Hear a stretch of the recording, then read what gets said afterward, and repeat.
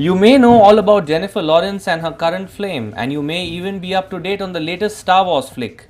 But how well do you really know Hollywood? We bring you some interesting and lesser known facts about the mecca of filmmaking. Before Hollywood became the land of dreams, it was nothing more than a simple ranch famous for its oranges. It was owned by Harvey and Delia Wilcox and was regarded as one of the least frequented corners of the country. 1910 was a landmark year for filmdom since it gave us the very first Hollywood flick, called In Old California. It was a 17-minute short film by D.W. Griffith, who then went on to make the legendary flick Birth of a Nation in 1915, which was the first 12-reel film to be made in Hollywood. The first ever Hollywood film to be shot entirely in a studio was Cecil B. DeMille's The Squaw Man.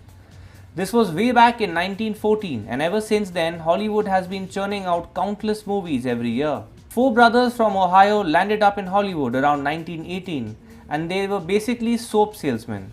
But the showbiz bug bit them and they decided to set up their very own studio. Today we know that studio by the name of Warner Brothers. The first ever Hollywood talkie was 1927's The Jazz Singer, starring Al Johnson and Mac McAvoy.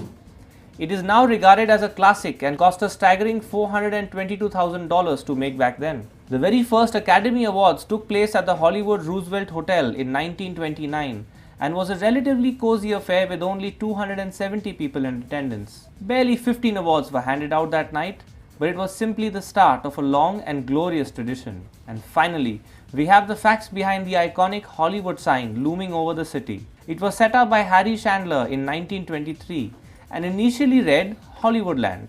It was simply a stunt to attract real estate investors and was supposed to stay up for only 18 months.